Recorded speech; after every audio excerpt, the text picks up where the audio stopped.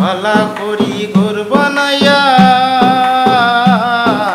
কয়দিন তাহমার হায় রে কয়দিন তাহমার আয়না দিয়া সাইয়া দেখি পাকনা সুলামার লোকে বলে। তার ঘোড়ার খুরের শব্দ শুনলে মেয়েরা ভয়ে ডুব দিয়ে থাকতো পুকুরে।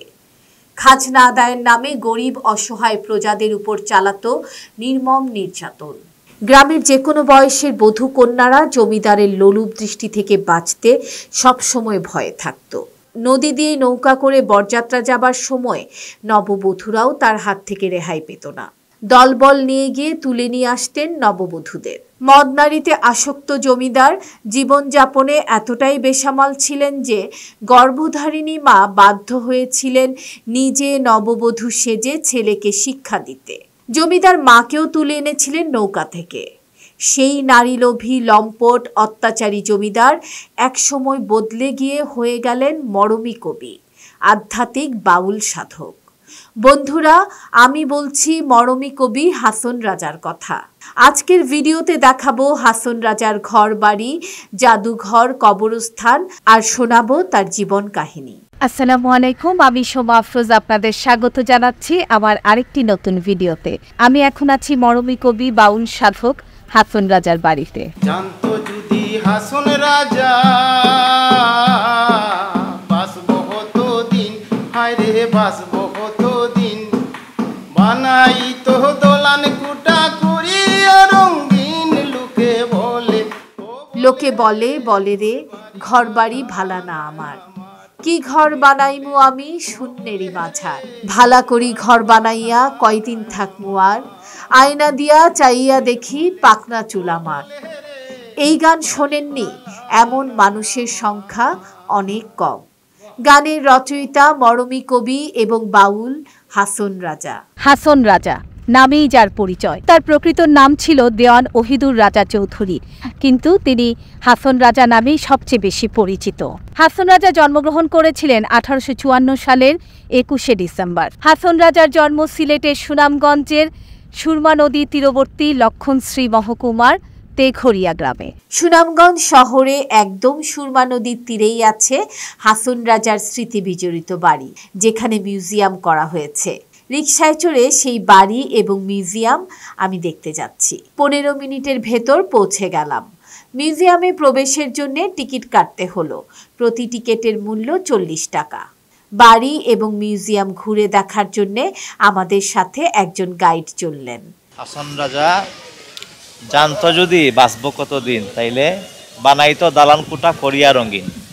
সে জানে না কতদিন বাঁচবে, এই জন্যই সে কুড়েঘর বানাইছিল। এই কুড়েঘরটা নাই এখন। কুড়েঘরের মানে উপরেই আপনার এখানে একটা বিল্ডিং হয়েছে, টিন শেটের বিল্ডিং। হ্যাঁ, কুড়েঘরেই থাকতো। এই বাড়িটাই পুরো কুড়েঘর ছিল মোটামুটি। হাসন রাজার বাড়ি কুড়েঘর ছিল, কোনো পাকা ঘর ছিল না। হাসন রাজা মারা যাওয়ার পরে ওনার ছেলেরা, ওনার নাতিরা এই বিল্ডিংগুলো করছে। আর হাসন রাজার নাতির ছেলেরা এই বাড়িতে বসবাস করতেছে বর্তমানে। জাদুঘর বলতে বাড়ির সামনে খোলা জায়গায় নতুন করে ঘর নির্মাণ করে তার ভেতর কিছু ছবি আর হাসন রাজার ব্যবহৃত কিছু তৈজসপত্র এবং একটি পোশাক আর তলোয়ার। জাদুঘরটি তেমন একটা সমৃদ্ধ নয়। হাসন রাজার পূর্বপুরুষ ছিলেন হিন্দু। তাদেরই একজন বাবু রায় ইসলাম ধর্মগ্রহণ করেছিলেন। প্রথমে তারা তাদের বসবাস শুরু করেন যশোরের একটি অঞ্চলে। 16 শতাব্দীর শেষের দিকে তারা সিলেট জেলায় এসে তাদের বসতি স্থাপন করেন। হাসনের দাদার মৃত্যুর পর তার বাবা মাতৃ এবং পিতৃবংশীয় সকল সম্পদের মালিক হন। 1869 সালে তার পিতা আলী রাজা চৌধুরীর মৃত্যুর 40 দিন পর তার বড় ভাই ওবায়দুর রাজা চৌধুরী মারা যান। ভাগ্যের এমন বিড়ম্বনার শিকার হয়ে মাত্র 15 বছর বয়সে হাসন জমিদারিতে অভিষিক্ত হন। ওনার তো আসলে আরেকটা আছে এখানে রামপাশাও আপনার ওনার বাড়ি। আচ্ছা, বিভিন্ন জায়গায় সুনামগঞ্জ বলেন, সিলেট বলেন, বিভিন্ন জায়গায় ওনার জমিদারি আছে। 3 লক্ষ বিঘা জমি ছিল ওনার। 3 লক্ষ বিঘা। গাইডের সাথে এবার চললাম হাসন রাজার বাড়ির সীমানা ঘুরে দেখতে। ওইখানে ওই বাসায় একজন থাকতেন হাসন রাজার নাতির ছেলে, উনি কার অ্যাক্সিডেন্টে মারা গেছেন। এই পুরো যে দেওয়ালটা দেখতেছেন না, এই দেয়াল পর্যন্ত ওনার সীমানা এই হাসন রাজার। এইটা হলো হাসন রাজার বাড়াল, ধানের বাড়াল ছিল ওই তখন। এখানে উনি দান টান রাখতো আর কি, জমিদারি যে দান টান ওটা রাখতো। আমি শুনছি যে কলকাতা গেছিল, কলকাতা একটা মামলার তারিখে, ও হয়তো মামলার কোনো কাজে গেছিল, উনি যাওয়ার পরে আইসা দেখে ওনার ছেলে এই একটা বিল্ডিং বানাইছে, পরে উনি এটি ভেঙে ফেলছে। পরে বলছে যে আমি জীবিত থাকা অবস্থায় আমার এই বাড়িতে কোনো বিল্ডিং হবে না, আমি কুড়ে করে থাকবো।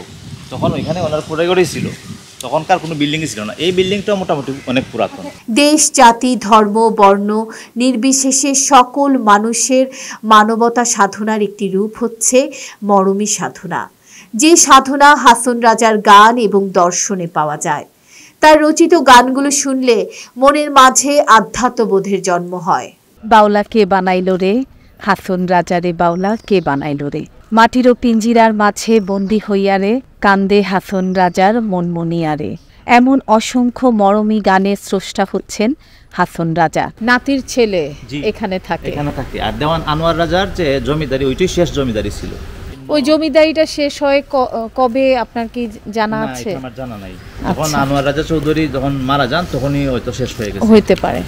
দাঁড়িয়ে আছি হাসন রাজার বাড়ির ভেতরের একটি পুকুরের সামনে। এই পুকুরটি হচ্ছে সেই হাসন রাজার সময়ের পুকুর।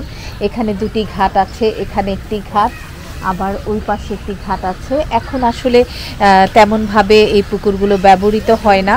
হাসন রাজা বেশ সুদর্শন সুপুরুষ ছিলেন। শুধু তাই নয়, তিনি ছিলেন স্বশিক্ষিত। তিনি সহজ সরল সুরে আঞ্চলিক ভাষায় প্রায় সহস্রাধিক গান এবং পংক্তি রচনা করেছেন। এছাড়াও আরবি ও ফার্সি ভাষায় ছিল তার বিশেষ দক্ষতা। তখন সিলেটে ঘরে ঘরে আরবি ও ফার্সির প্রবল চর্চা চলত। উত্তরাধিকার সূত্রে ছিলেন বিশাল ধন সম্পত্তির মালিক।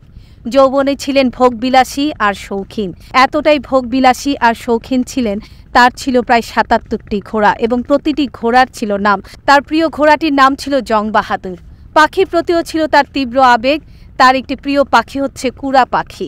রমণীদের প্রতি ছিল তার দুর্দমনীয় আবেগ এবং প্রেম। এক্ষেত্রে তিনি ছিলেন অক্লান্ত। তার এক গানে তিনি নিজেই বলেছেন, সর্বলোকে কয় হাসন রাজা লম্পটিয়া। তার যৌবনকাল কেটেছে গান বাজনা আর রমণীদের নিয়ে। পুরো বর্ষা মৌসুমেই তিনি রমণীদের নিয়ে বজরায় করে বেরিয়ে পড়তেন হাওরে। সেখানে থাকতো গান বাজনা, নাচের ব্যবস্থা এবং সে সময় তিনি বিশেষ বিশেষ মুহূর্তে রচনা করতেন তার অসাধারণ গানগুলো। তবে আশ্চর্যের বিষয় হলো, এসব বেশিরভাগ গানই থাকতো জীবনবোধ সম্পর্কে এবং ভোগবিলাসের সীমাবদ্ধতা সম্পর্কে।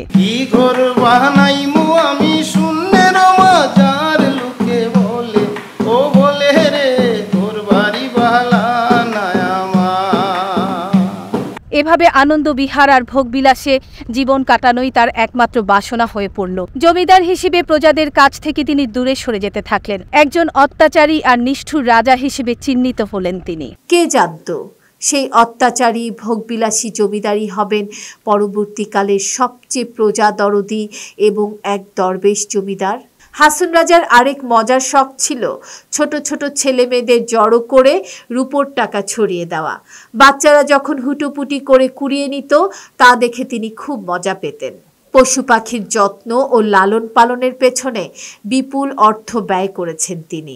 এই ভাবিয়া হাসন রাজা ঘরদুয়ার না বাঁধে, আরে ঘরদুয়ার না বাঁধে, কোথায় নিয়া রাখবা আল্লাহ তার লাগিয়া কান্দে লুকে বলে, ও বলে রে ঘরবাড়ি বালা না আমার। হাসন রাজা দাপটের সঙ্গে জমিদারি চালাতে লাগলেন, কিন্তু এক আধ্যাত্মিক স্বপ্ন দর্শন তার জীবনে আমূল পরিবর্তন নিয়ে এলো। তার চিন্তা চেতনার জগৎকে পাল্টে দিল। তার চরিত্রে এলো সৌম্য ভাব। বিলাস জীবন তিনি ছেড়ে দিলেন। ভুল ত্রুটি শুধরাতে শুরু করলেন। জমকালো পোশাক পরা ছেড়ে দিলেন। অন্য একটি ঘটনায় জানা যায় 1897 সালে একটি ভয়ঙ্কর ভূমিকম্প হয়েছিল। সেই ভূমিকম্পে তার প্রিয় হাতিটি মারা যায়। এই ঘটনার পর হাসন রাজা প্রচুর মর্মাহত হন এবং তিনি হয়ে ওঠেন মরমী কবি। ঘটনা যাই হোক না কেন, শুধু বহির্জগৎ নয়, অন্তর্জগতেও এসেছিল তার ব্যাপক পরিবর্তন। বিষয় আশয়ের প্রতি হয়ে উঠলেন তিনি নিরাসক্ত। তার মধ্যে এলো এক ধরনের উদাসীনতা, বৈরাগ্য। সাধারণ মানুষের খোঁজ খবর নেওয়া হয়ে উঠল তার নিত্যদিনের কাজ। তিনি মগ্ন হলেন আল্লাহর প্রেমে। তার সকল ধ্যান ধারণা গান হয়ে প্রকাশ করতে লাগলো এবং তার বাড়িতে গিয়েও আমরা জানলাম তিনি বানিয়েছিলেন একটি কুঁড়ে ঘর, যেখানে তিনি থাকতেন। ডাকসাইটে রাজা অত্যাচারী চন্ড হাসন পরিণত হলেন নম্র হাসনে। আর তারই এক গানে ধ্বনিত হয় আক্ষেপের হাহাকার, ও যৌবন ঘুমেরই স্বপন, সাধন বিনে নারীর সনে হারাইলাম মূলধন।